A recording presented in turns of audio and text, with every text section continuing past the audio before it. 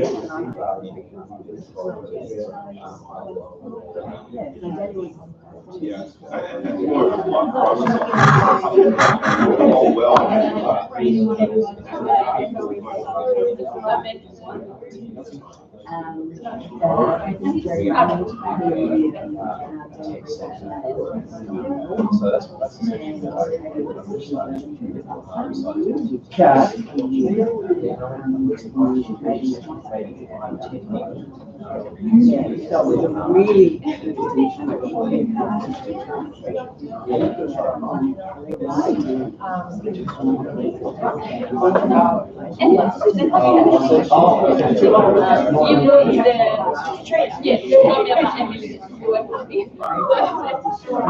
move to the side if you don't need this. Yeah. Well, I do. Oh, you want? Yeah, this one's hooked up.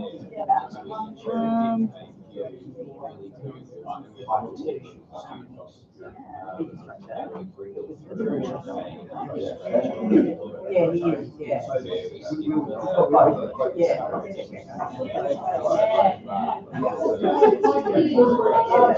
That's right.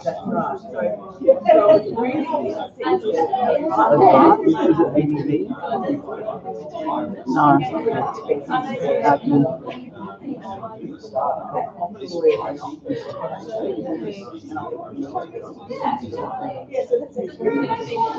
We don't.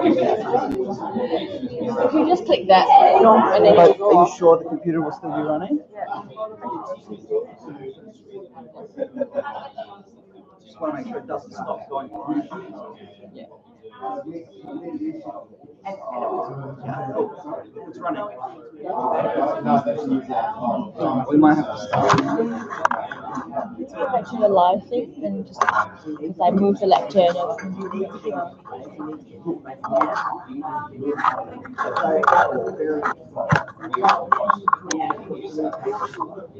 Alright.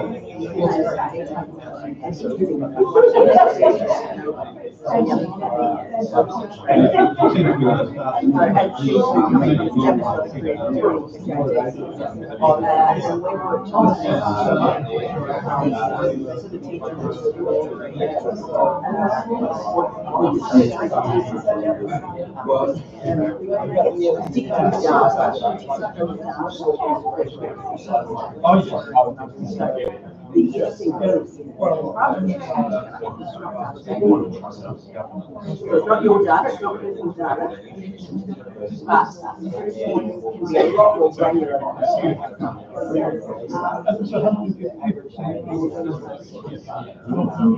But what's that? You did what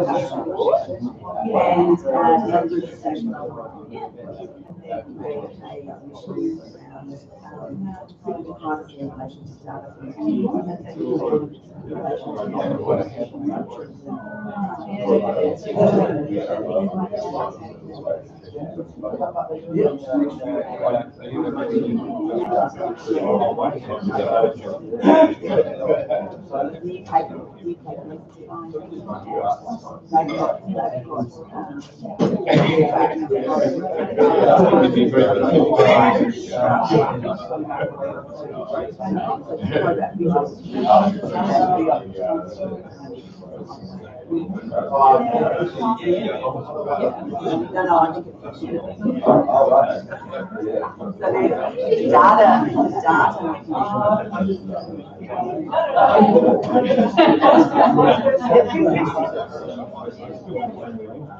I'll introduce him then.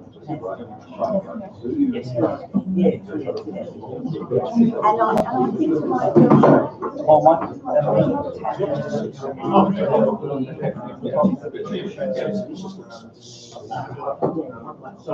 Well, hello, Tanya Levy, hi.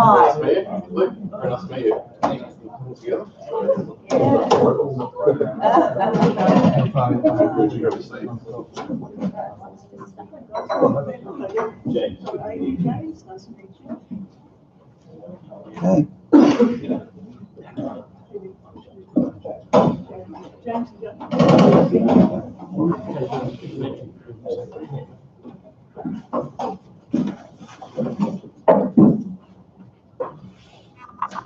All right, so welcome everyone. Thank you for taking the time. Thank you for coming along. This is the Adelaide node of the World Legal Summit. This event is happening on August 1st in about 30 different places in the world. So the set of questions that we have will be the same across, and hopefully later this year we will have a publication gathering all the insights that have come from all the conversations that have occurred in every place in the world. My name is Kudus Prashappi. I am the founder of a startup called Future Lab Legal, and it's my pleasure to host this event alongside my venue partner, Flinders University New Venture Institute, or Flinders New Venture Institute. The World Legal Summit is a necessary step in a global conversation. The emergence of technology asks us what our legal frameworks might need to look like in order to keep up with the pace. But beyond that, this emergent technology also ushers in a paradigm shift. To me, the possibilities of borderless capabilities of products, services, and technologies that do not conform to one country's jurisdiction, essentially. With this in mind, today we want to go down the rabbit hole and explore, from the legal and the technology sides, including governance and policy, with the unique mix of panels we have here in Adelaide, what that might look like, essentially. Our format today is not typical. As you can see, the room set up is done in a way that allows us to make it more like a round table, and the conversation will be led by the panelists and hopefully be opened up to Q&A. I will moderate the panel. The insights for today, as I mentioned, will be collated and then published later on in the year. I'd like to take this opportunity to thank our venue partner, the New Venture Institute, and for providing space and a beautiful view. And I'll ask Aaron to share a few words about from NBI.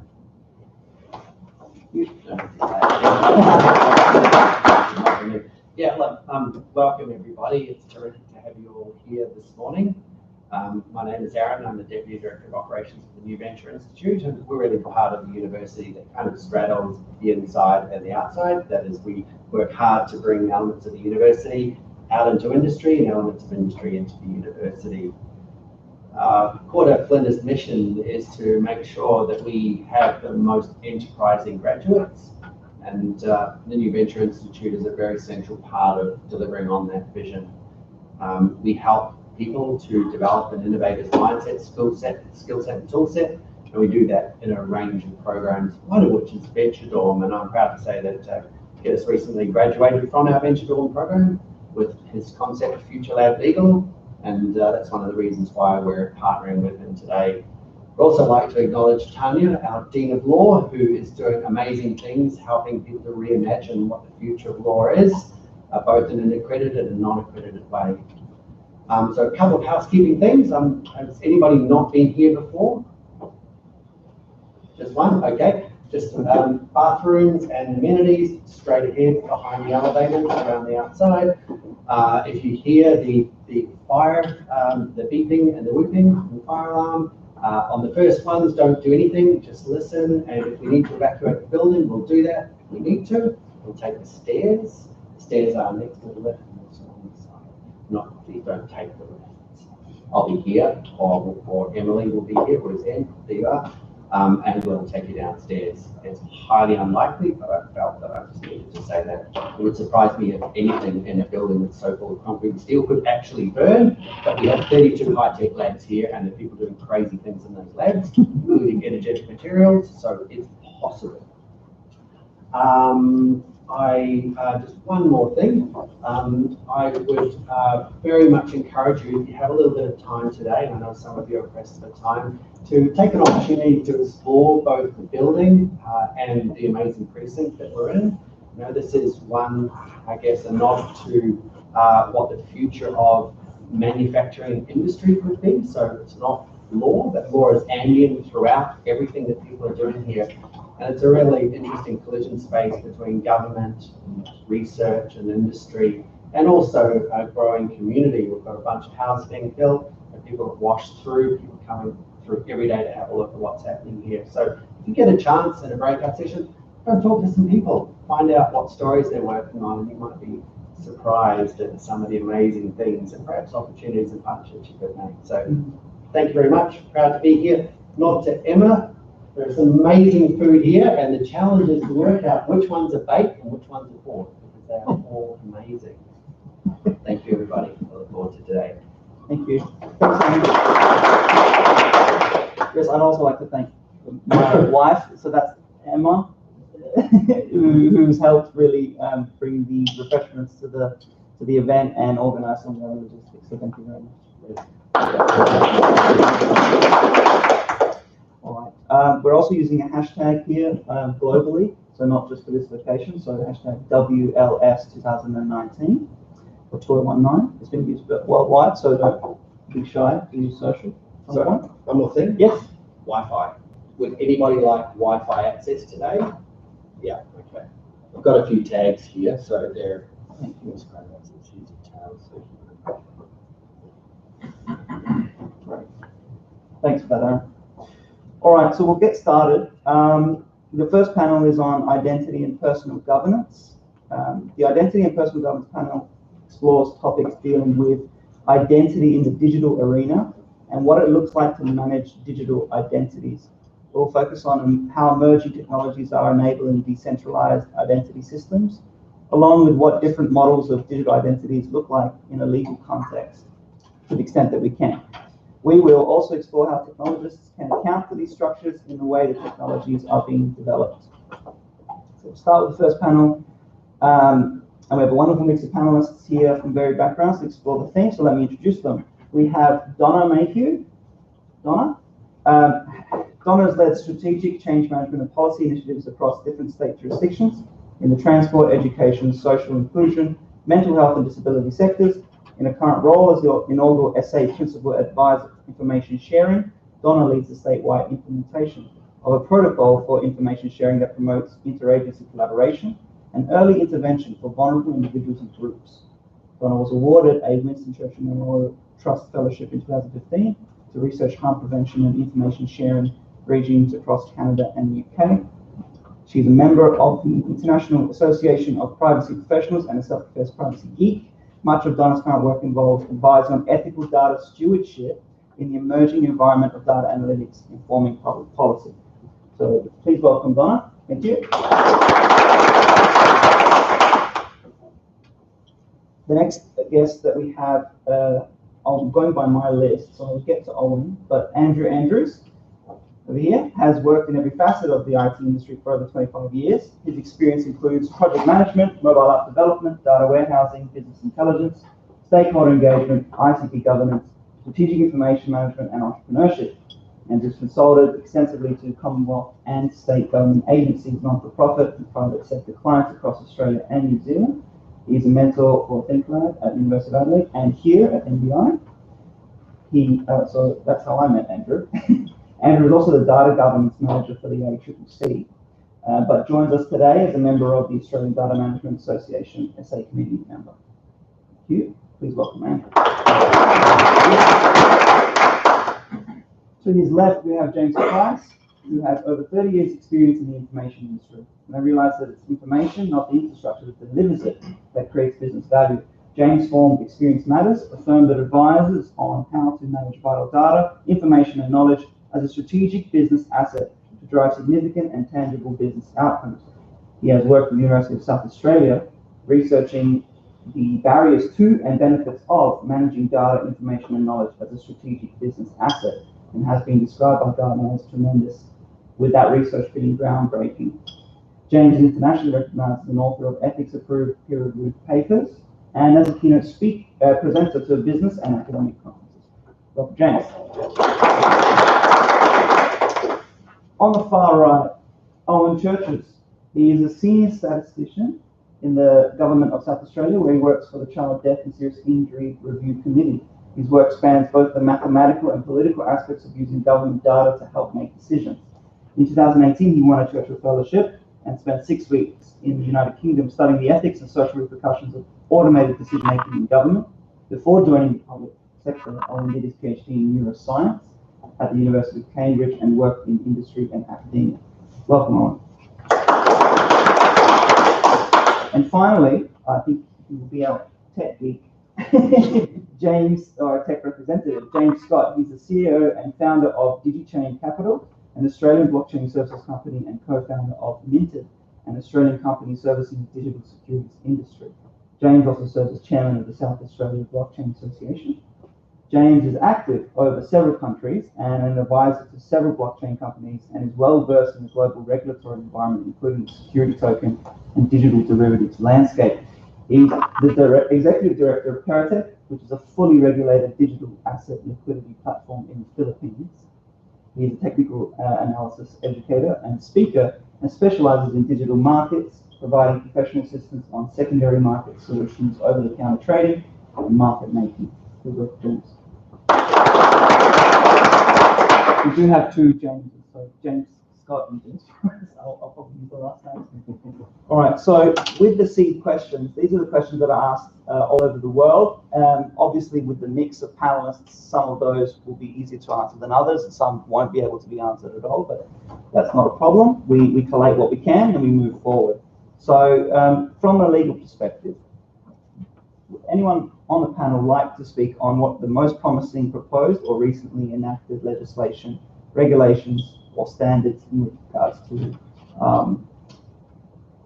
digital identities and governance? Is there any knowledge of that on the panel? Yeah, I could chip in there. Okay. So Canada had an antiquated system where on a government level, this was actually with the equivalent of their ATO. Their verification process was through paper, so they had to send you out something. It took time. You had to enter that code within a set period. It took time, and it was costing them $1 billion on using this old system. Since then, version 2.0 saved them 80%, so it's cost 200 million now. And it's using this system that verifies, so the banks are all supportive of this. So you have your identity, with the documents that you've provided to the bank get registered in this application. Also, because it's on your phone, it also ties into your carrier, your phone carrier, so your identity there tied to your number.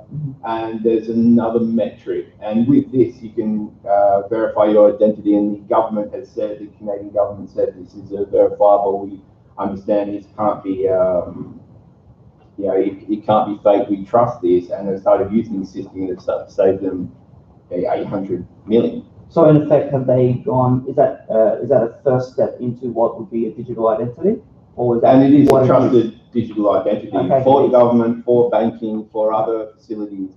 So the institution has to adopt it. Yes. So they have, in that sense, yes. It meets their criteria. Yes, great example. So do we know of any of those or anything similar happening in our state, or where it's required federally? Slightly on a different tack, and as a dinosaur, I still use paper. I actually brought a copy of a piece of legislation with me to wave at you to show you that it's a very nice thin document, 13 pages in total. It's the Public Sector Data Sharing Act of 2016, which applies to the state of South Australia. It is a groundbreaking piece of legislation, and South Australia and Victoria and New South Wales really, from state jurisdictions, are leading the way in enabling the utilisation of the amazing capacity that data is, that state government agencies whole. So the objects of the Act really provide for primarily really its use of de-identified data sets to improve the development of government policy and programs. But there is a capacity within there for the use of identifiable information in real time. And my lens, obviously, we've declared that earlier, is looking at safety and well-being generally. I'll just talk about the culture behind this for a moment, because as I said, I'm a self-confessed privacy geek, and the discussions that I have tend to be privacy commissioners, including I met with Elizabeth Lennon in New Zealand in December last year to talk about the Cambridge Analytica breach. So I need to premise that what I'm saying comes from a perception of privacy. This legislation enables the exchange of data between state government agencies and other entities. Now, those entities might be private business or they might be the non-profit sector. It doesn't really deal with privacy in the way that the Commonwealth Privacy Act does. Some of you may or may not know we don't actually have a Privacy Act in South Australia. We have Information Privacy Instruction, which is a cabinet direction, which aligns with the intention of the Commonwealth Privacy Act. Had I brought the Commonwealth Privacy Act with me and the Australian Privacy Principles and the guidelines and regulations that go with that, each of those documents, when printed off double-sided in 11 font, amount to about 300 pages per document. So I can really recommend to you the Public Sector Data Sharing Act because it's written in very simple terms. The privacy protection element that's behind this legislation applies universal accepted principles called 5 which basically ensures that there is a consideration of privacy and security around the individuals who access and handle the data, how it's shared, and whether or not it's de-identified. And it provides for re-identification of data when necessary. So that's the relative new kid off the block. The other thing I think to be really aware of is that the federal government, by necessity, is being dragged into this space. Yeah. So the Productivity Commission Inquiry Report in 2017 made a wide range of findings, dealing often with the notion of trust and what data stewardship should look like. But the three most robust outcomes from that really are the establishment of a consumer data right, which, following the Banking Royal Commission, focused around credit data primarily. I think last week or the week before, an interim National Data Commissioner was appointed. And that's going to be really interesting to see how those entities work with the Australian Information Commissioner and the State Jurisdiction Privacy Commissioners. And they're looking at formulating quite a robust legislative platform for the world in which all of us work. And it's being drafted at the moment. It's a Data Sharing Release Act that will be across the federal jurisdiction, but it will filter down into state jurisdictions. Thank you. So is it one way to, I guess, the direction of that conversation, as much as it's extremely relevant in the sense that it's the ground zero before we build any technologies. There's an understanding of, or an agreement of how we would structure the sharing of data, which is the fuel for any technology that we're going to actually use. This seems to actually be quite a robust step forward. I was particularly impressed with the brevity of the actual act, because it is a thing about lovely, isn't it? being straightforward. My question would actually be, and Donna, I will point it to you initially, would be, are there any gaps, even though it's a great step forward, are there any gaps that you feel are already there even in that version? Oh, look, absolutely. And again, let me preface this by saying this is, I'm not here to speak on behalf of the government. This is as an individual expressing a view that may not be popular within Premier Cabinet, but I've been sitting around this work for the last decade, and a lot of my work is involved in providing advice we're defecates. So I give advice to the coroner's researchers on inquests. And if we think about the Hilly murders that was in the press a couple of weeks ago, that was another case where agencies failed to share information to protect. There were 2 children and a woman who were very violently murdered. And those deaths, in my view, and the view of the Ombudsman who conducted the investigation, this is very much owned to as well, were absolutely preventable. So within that, Curtis, what I have observed in the research I've done here and internationally shows that people have a very bizarre way of conceptualising privacy. They hear the word confidentiality and privacy, but they conceptualise that as secrecy, and that informs how they act. So with that in mind, the gap that I see in the Data Sharing Act is that 5 safes are very much geared towards enabling the utility of the data. The notion of privacy doesn't necessarily fit within there. So internationally, privacy by design is something that applies and privacy impact assessment at the conceptual point of developing a project. So in this wonderfully creative space we find ourselves now, where people are only for a wander out, they're writing scientific formula on walls in the building here. It's a non-technical person. I just think that's so damn impressive. So when people are thinking about how can we utilise this data, are they actually putting the privacy of the individuals at the centre of that approach? So from a privacy by design perspective, it's not denying the utility and how exciting it is that bringing data together and utilising that has a massive public good, an economic outcome, a global outcome that will be astounding. But within that, it is personal information of people like all of us here in the room. And do we know where our data is going? If we give permission for you to share my data on a project you're developing, how do I not know that the other James gets it as well? So it's the third-party disclosure. So I'd say that what's lacking in that space, Curtis, is a consideration of privacy by design. My extension of that, and it's actually a values-based discussion, I think. It's about ethics, data sharing. And that's actually, I'm not sure how you legislate for ethical data sharing. I'm not a lawyer, so I don't understand what the legal implications are. But overarching everything that we do in terms of legislation and sharing policy and all of that is what's ethically sound and just and correct by our standards and our values. And I want to have that conversation in this room maybe about what the ethics of data sharing should be about, because that's something that I think is an emerging discipline or model concept. I don't think we've got a sound framework to deal with ethics around data. I haven't seen one, or maybe there are, I don't know, I just haven't seen them. But well, so Dr. Simon Longstaff from the Ethics Centre presents at the Australia-New Zealand International Privacy Association.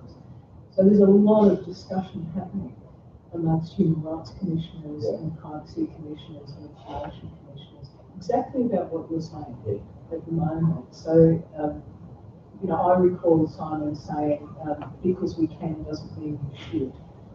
So for me, that is a very strong premise around what we should all be mindful of when we're considering using data. How you define a public interest and I define a public interest will be based around our own personal moral compass and our own experience. And culture is huge within that. And again, culture within industries who are excited by what data can enable will be different from the culture within a regulatory office where they're concerned about privacy protection. So again, I think that's it's massive that's coming out. So we're looking at the blockchain layer on there. So my data, as soon as it hits the system, it gets encrypted, and then all of you can see. I'll put that information there. It depends on the system and how it works, but just let's say you can all see the data, but I only want you to see it. You can decrypt it. So So only he sees the data because I want him to, or I'm the Australian government, I'm talking to the US government, and I want to let them see that information. They can decrypt that certain amount of information because maybe someone got flagged at the border and they want to verify them for whatever reason. So I can put my data on this layer, on this blockchain, and they're actually using that in Canada. There is a blockchain layer. They don't need to use it, but it's actually more efficient and cost effective. Evolving on that, it's public proof of a private secret. So I can say, this is my data, I voted for this. You can all see, you all know I voted, but you can't see who I voted for because it's encrypted, and it can be decrypted later. So on the legal framework, you can see I've already voted, I've already put my information out there, it can't be refuted. And it only can be decrypted to one thing, and this also helps on corporate law and voting, because there's disputes about who voted and who did what, and you can track the ownership through this asset and who voted at any given time. That data's out there, it's public, but you can't see the actual data until it's encrypted. Maybe it goes through a court of law and they're able to decrypt it and they can prove everything along the way, or certain good actors can verify that information. Yeah. So James, just to follow on that, given that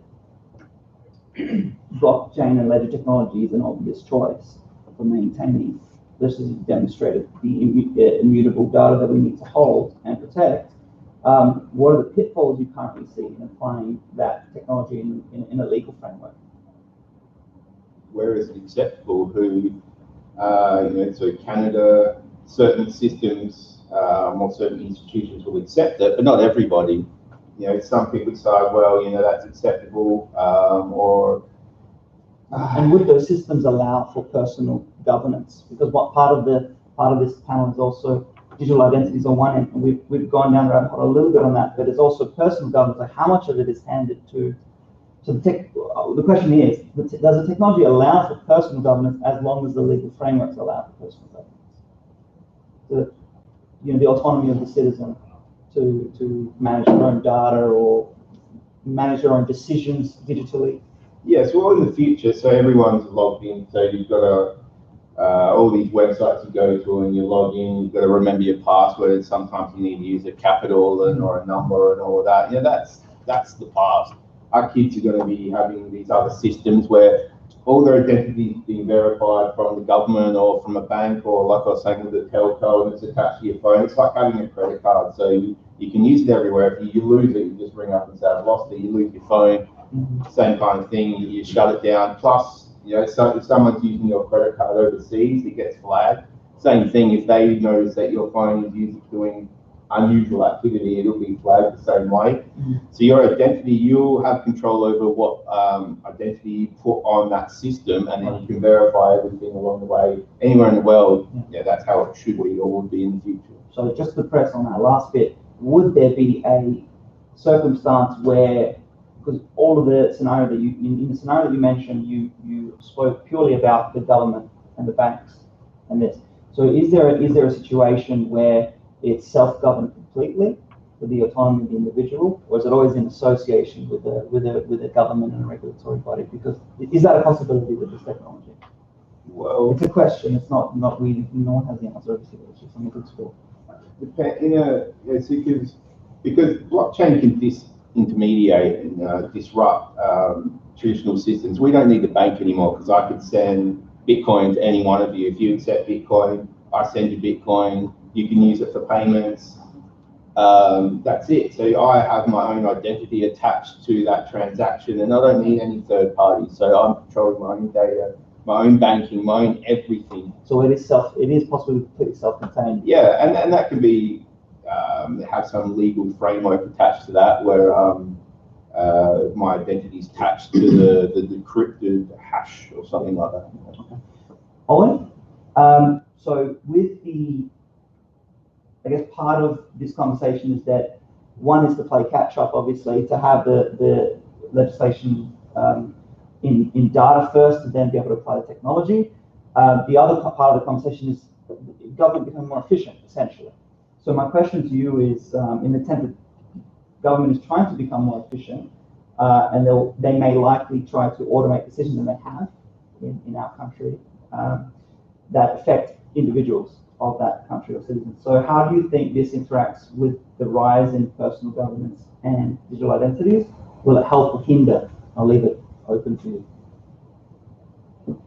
Yeah, it's a great question.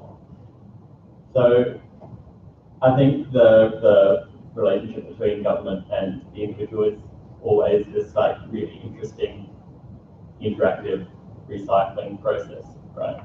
So to the degree to which law constrains individual behaviour and directs it, promotes the emergence of future law, which promotes the future emergence of future behaviour, right? And hence law is never finished because society is never finished. And we started this whole conversation this morning with this great first question, and there was this one word in your original question which was very promising legislation around the world. And I think that's a great way to frame it. Right. There's certainly no perfect legislation, and nor should there be. And that goes for any area of law, especially as it pertains to an area that's moving as fast as artificial intelligence, other emerging technologies.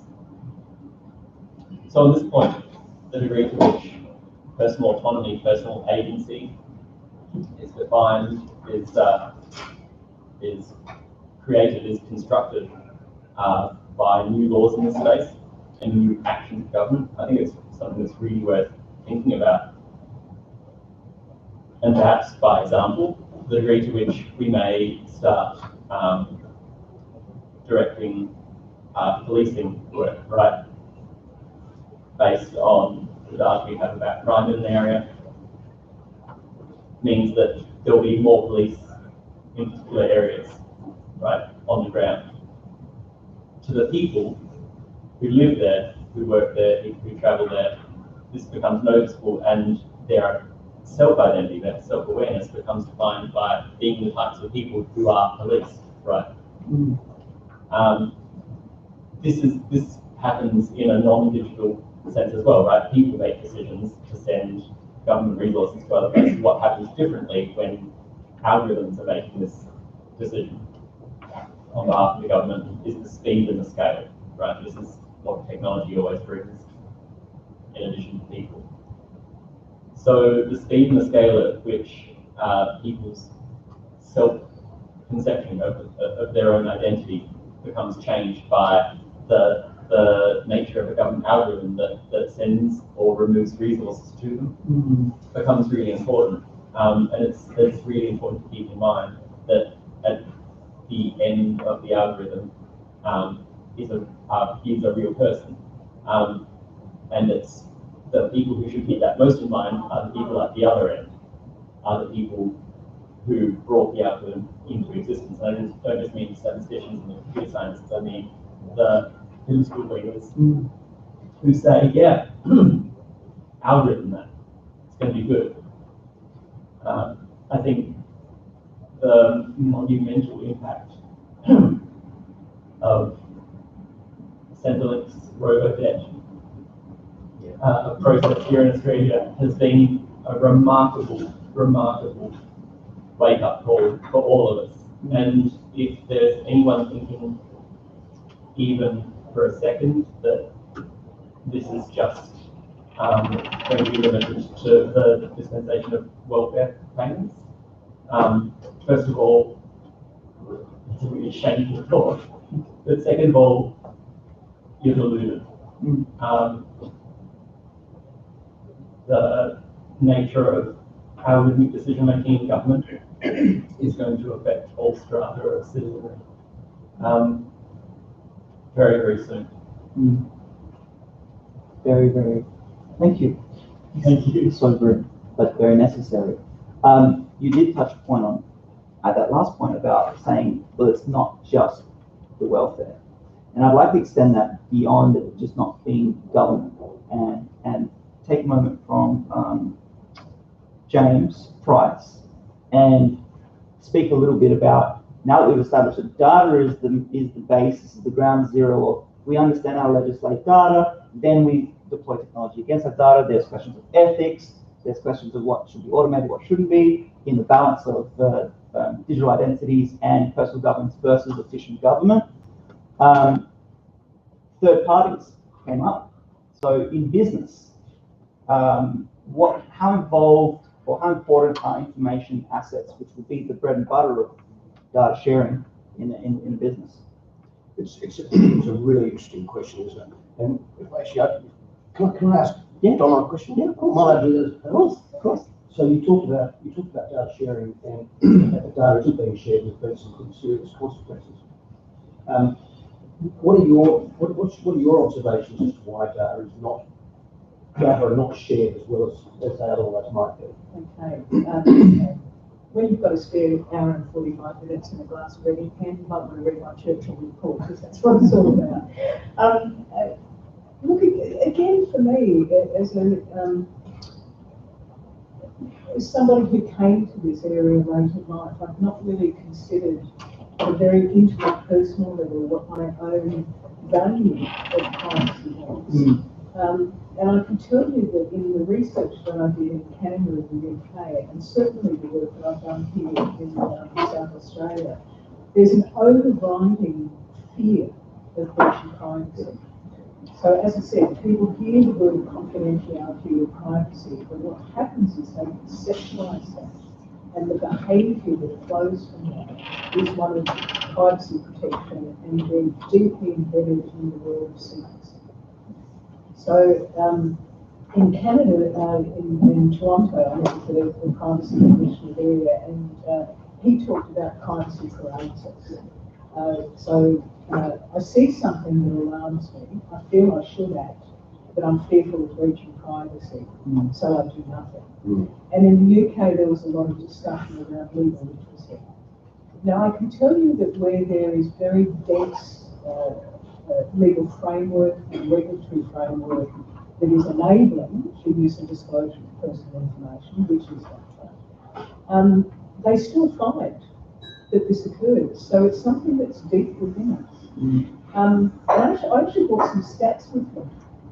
Sitting next to a statistician, I thought I should step up to him a little bit. So Angela Falk, who's the Commonwealth Privacy Commissioner, they do really good work around this space. So they looked at the notion of trust, because if you're looking for social license, which is what we're talking about really, it's about if you're developing technology to put a platform of trust and social license out there. So just let me give you some stats. So this is from the 2017 community attitudes across Australia towards privacy. 86% of Australians considered a secondary use of their personal information to be a misuse of that information. 87% of Australians considered a third-party organisation obtains their information from the primary source. That's a misuse of their information as well. Only 34% of Australians were comfortable with the government agency sharing their personal information with another government agency. And doesn't that flip around with the government? Yeah. And 46% of Australians were comfortable with government agencies using their information for research or policy making, but not for financial gain. So again, in terms of privacy breaches, what they look at from a regulatory point of view is there malicious intent or personal gain? So the commercial world to make us a commodity and our information a commodity. The issue of consent is loud here. So if I consent for you to use my data and you describe the environment in which that occurs, I willingly give my consent for that. Now, the Australian Law Reform Commission found something like 563 privacy provisions in 163 pieces of legislation. It's gobsmacking. No one really has their head across all of that. So this notion of ethical data stewardship and how at a commercial level you engage with your consumer so they feel confident that this is where their data is used or it's de-identified, and that's okay, but what's the risk of re-identification? So GDPR is dealing with that. We need to get our head around GDPR here, because if you have customers based in Europe, or you're promoting yourself in Europe, even universities promoting themselves overseas, you are captured by GDPR. So, the Americans are really concerned about you. And And so I much- don't see any of that. well, the privacy commissioners are certainly on it, and Australia and New Zealand are doing very well in that space. I think under we have the alignment of Commonwealth and state jurisdiction legislation, and we have a robust regulatory framework that doesn't shut it down, but is mindful of protecting the individual rights. And I would commend to all of you to consider that a human rights approach is an appropriate lens in which we should be looking at all of this, because that allows for commercial development and economic development to feed into a better society, but it maintains a rights-based approach that gives autonomy and power to the individual. Can I come back to answer your question? Yes. The way we look at data information and knowledge is much like a cup of coffee. So if you the technology and things like blockchain and so on are absolutely critical to be able to deliver the technology, but the data or the value, but the value lies in the content. Right? So you buy a cup of coffee, you enjoy the cup of coffee or not, as the case may be, depending on the quality of the data, and the cup goes back to the kitchen, gets washed up, and gets served to the next person. So as far as the technology is concerned, there's a symbiotic relationship between the data and the delivery mechanism, but the value is in the content, not in the delivery mechanism.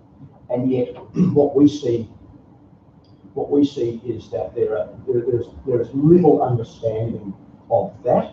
So when in the work that we've done globally with the University of South Australia, so looking at the barriers to effective information management and the benefits of doing it well,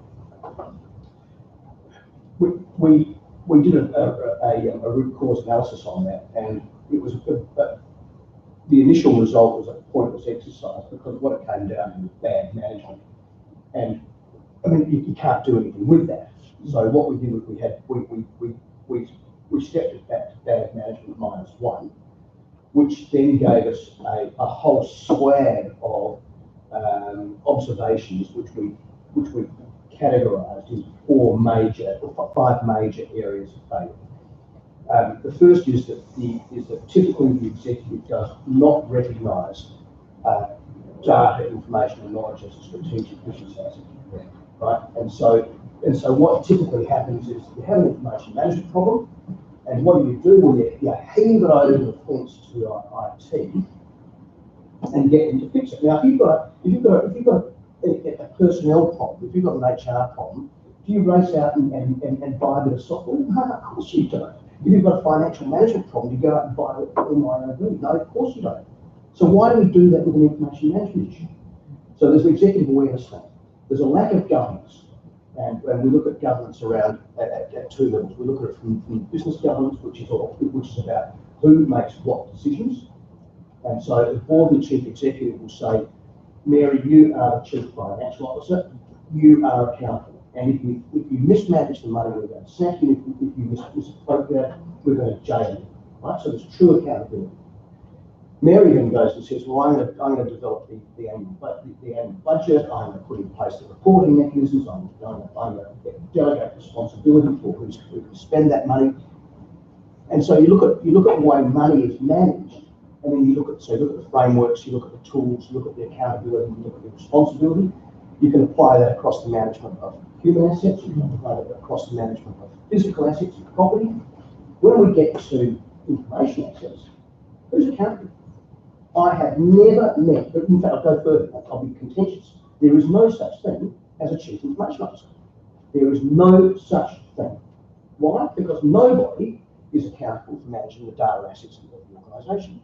So we talked to an executive of an oil and gas company, and we said to them, so how do you manage your information? And they said, very well, thanks, James, we don't need you. I said, so then we said, okay, let's just pull that apart. And then we said, let's have a look at how you manage your money, the frameworks, the tools, the accountability, responsibility. Now think about how you manage your information, and now apply that to how you manage your money. And tell me what would happen if you managed your what would your organisation look like if you managed your money the way you manage your information? And they said, we'd be broke in a week. I said, why is that? They said, because everybody in this organisation would be able to spend any quantity of money for any purpose at any time without authority and without having to report on it, because that's the way we manage our information. The named equity partner of a law firm in DC, when we said to Ted, hey, listen, what's your firm look like? He pointed at the floor and said, it'll be like that right there. We said, like what, where? And he said, precisely. Invisible, non-existent, we'll be out of business by Thursday. Right? So there's a lack of business and asset governance around it. There is a lack of leadership and management. So I chaired a conference in Sydney the other day. Hands up, all of you people who have an information management policy in your firms. Every hand went up. Marvellous, round of applause. How many of you work for an organisation in which that policy is diligently enforced with good behaviour rewarded and bad behaviour punished? Not a single hand went up, right? Because there's no accountability. So that's the third reason we found. The fourth reason is that justification is really hard. We were talking, James and I were talking before. So how do we put a value on intangible assets?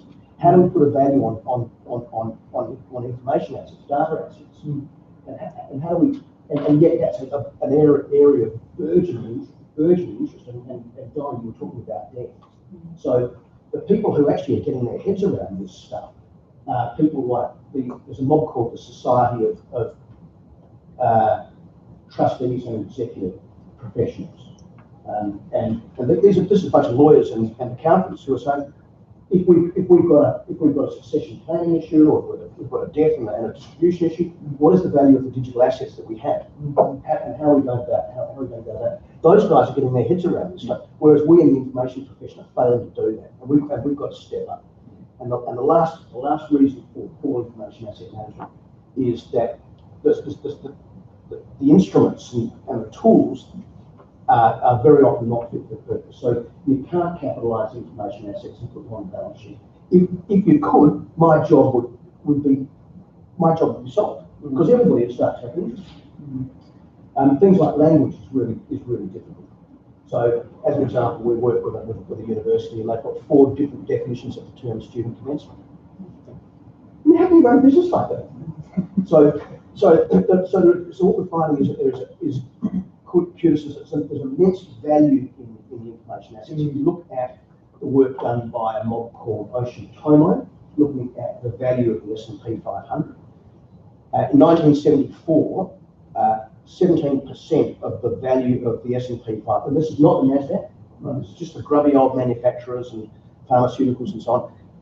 17% of the value of the S&P 500 was contributed to by intangible assets, which data, information, and knowledge arguably constitute the majority.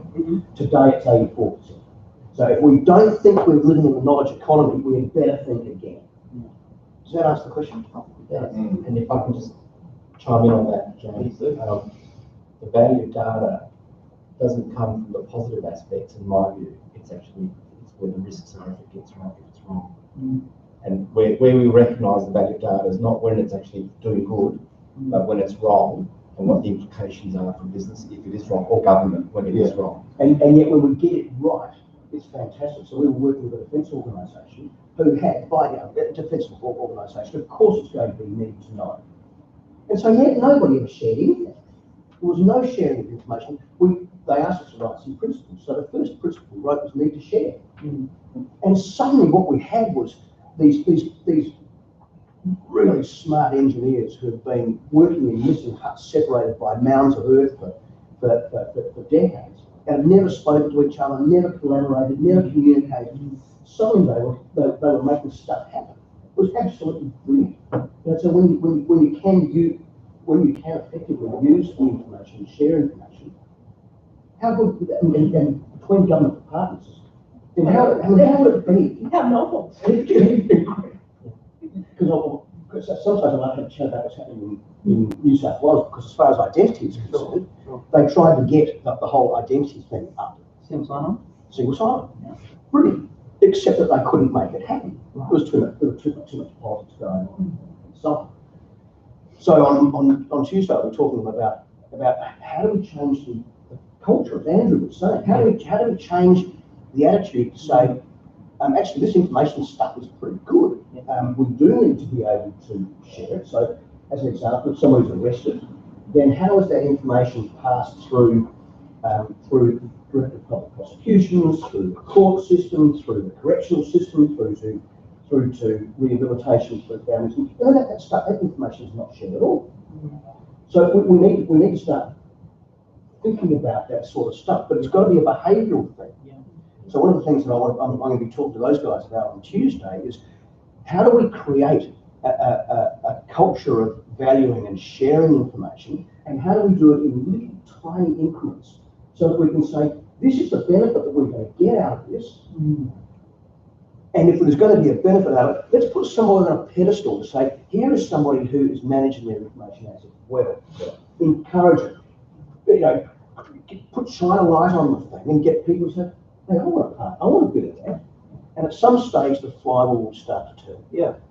But it's not turning right now. Right. And guess what? When you share data, the quality of the data increases, because then it creates a feedback loop back to the originator saying this needs to be improved because it's X, Y, and Z, not fit for purpose. So, Yeah, James. so Facebook make a fortune off of your data. Hands up, who would opt to provide that data if you're getting paid for it? You'd be happy to share it if you're actually getting paid for it. They're making money from it. Some people, yeah, a lot of people, look, even especially the younger generation, will generally put their hands up here. So there's a token. It's a cryptocurrency based on the blockchain. It's called basic attention token. So you can opt into the advertising and get paid for it. There's also data sharing where you get paid in the cryptocurrency. The problem is there's nothing. You know, there's all these different cryptocurrencies where you're going to exchange it, where you're going to convert it into real world money. You know, it can basic attention token has quite a vibrant secondary market, so that is possible. But in the future, there'll be more of these universal tokens that are accepted worldwide, where you can opt in and share your data and actually get paid for it. All these companies are making a fortune. Google created off of advertising. They weren't monetized for a long time. They were just a search engine. Hey, how many people took up the My Health record? They opted out of those. And again, that says something about the notion of trust, doesn't it? So I think in terms of, we're fascinated with things, aren't we? People will share their information, Facebook, every social media platform I think of. They don't shut down their privacy settings on their phone, so you know they can be triangulated, located within centimetres anywhere in the world, where we shop, what we do, our smart TVs and smart fridges, our kettles, damn Alexa, you know, listen to everything, they know everything. So people, you know, because it's about convenience, they're very open around that sort of use and disclosure of their personal information. But oh my God, don't let the government use my health information to provide a better health service for them. Yeah. Is it not bizarre? Isn't it? Is it not bizarre? And it's really interesting to see the kids. So my kids have just finished high school and going through university and so on. But it's fascinating talking to some of them, because one of them said, "Oh, my father, the man is just a menace, and he puts stuff up on social media with absolutely no thought about what's going on." Whereas we as the kids are starting to say, "Hey, listen, we're starting to pay attention to this." Well, they're opting out of Facebook and phones as well. Yeah. But not Instagram. There'll always be something. Facebook have their own cryptocurrency now, and they're ready to take over the world. They can completely disrupt the US dollar, so it'll be backed by diversified assets worldwide. So it could be a pool of assets based on the world economy, not just one economy or one, backed by, say, $1 of one country. And that's where a regulatory framework, again, I think is so important. I mean, I don't know if any of you caught the YouTube clip of Barack Obama describing Donald Trump as a total and complete, excuse my language, dipshit. And I thought it was absolutely hilarious, not just to see Obama say that, but to hear him say that. and then realised that it was an example of a deep fake. Yeah. So we can watch things and believe it because we're trusting souls and want to do that. But we have, again, malicious intent or personal gain is the primary motivator behind the use of the algorithms of AI and ML. You know, it's quite frightening in the absence of, you know, the social license or human rights framework where that could go to. But that gets quite interesting then, doesn't it? In the sense that we are all, every one of us is motivated by some sort of personal gain. So even if we're going to, you know, we spend our time at the bedside of our poor old grandfather who has only days to go, we think, God, this is awful. You're still doing it through some sort of, because it makes you feel better as an individual. We don't actually do anything. I don't think we do anything that is, you do it for detrimental, where it's detrimental to you. Don't you Google and Facebook do? They're absolutely driven by individual gain or by corporate gain. All right, so we're going to wrap this up. I want to just touch on, it sounded like, from what I was hearing, that the legislation that we've sort of looked at, some of the points that Don brought up in regards to that legislation, it is very practical considering the rapid rise of technology. Almost it's like we desperately need it, we're playing catch up. That's the feeling. So it's good that it's there, and thank you for sharing that. I guess the last question, and we'll keep it brief, is how can technologists, so maybe this is for James or anyone else in the panel really, and non-legal professionals can contribute, if at all, to the transformation of these legislations or bodies of standards, or how are they involved? Well, so I bridge the gap between technology and legal. I liaise with legal counsel on different jurisdictions because there'll be a project that wants to launch a digital asset or even a security token which has to be regulated wherever it is. This is another problem. So utility versus security. There are only lawyers here that have to sign or determine whether a cryptocurrency is a utility or a security. It's actually a business for this, and there's people, there's a few lawyers I know around Australia that are doing that, and some exchanges want that letter saying this is a utility, it's not a security, because they don't want to go by securities law. It's a whole other regulatory environment, framework is expensive to get regulated. They just want to list utilities.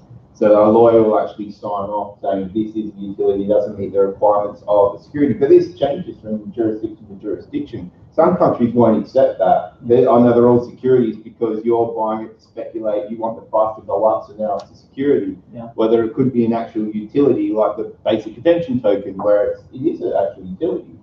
And these exchanges, these secondary markets want this letter, so it's kind of like plausible deniability. We've got this letter, the US SEC says, why'd you list it? Well, this lawyer said we could because it's a utility, and that's, there's no real good legal framework there. And I liaise with these different companies because often I know more about them than the digital asset or the blockchain realm and how it should be regulated. And these projects that want to market across jurisdictions, there's no lawyer that knows all of these jurisdictions. We've talked to 10 lawyers, they all gave us different information, and then we've got to collate the information ourselves and then get one particular lawyer to sign off on it, basically, that accepts that that's right. And I've seen these projects spend millions of dollars on their legal counsel and still they've gotten a cease and desist.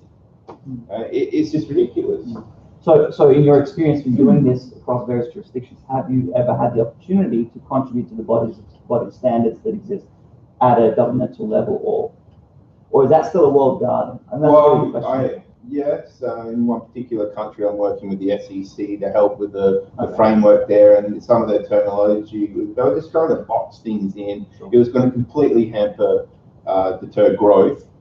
It was going to protect the citizens to an extent, but it's going to completely hamper the growth, and they don't want to. They want to aid in digital transformation, and they don't want to. They kind of often people are waiting for another country to do stuff, and they're like, we'll follow what they do, and they often wait for the US, and the US are quite strict on how they regulate, and a lot of these projects won't even allow US citizens. A lot of exchanges, they don't allow US citizens because they don't want to deal with what they impose. Thank you. We are low on time, but I would like to open it up. There are one or two questions from the yes. I'll just jump right in. It seems to me that there are two contradictory discourses going on here, where you've got one discourse that's saying sharing is good, we should do more of that, right, for the benefits. But you've also got a discourse that says trust, we need social license and trust, and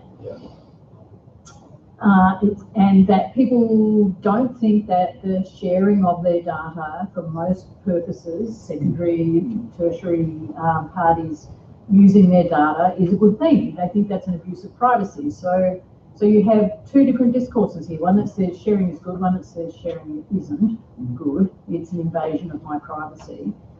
You've also got a discourse in there saying we should all have a singular digital identity, that, you know, I can do it all on my phone. I think these things are working in contradiction to each other and are not resolved at all.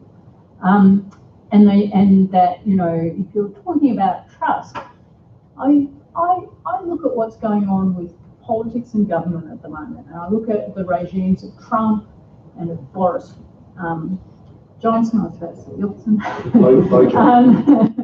you know, and even with Scott Morrison and various other people who are, you know, taking the world in a more right-wing and authoritarian direction. I think I don't want those governments to have full knowledge of me, you know, because I know what happened to queer people in Nazi Germany.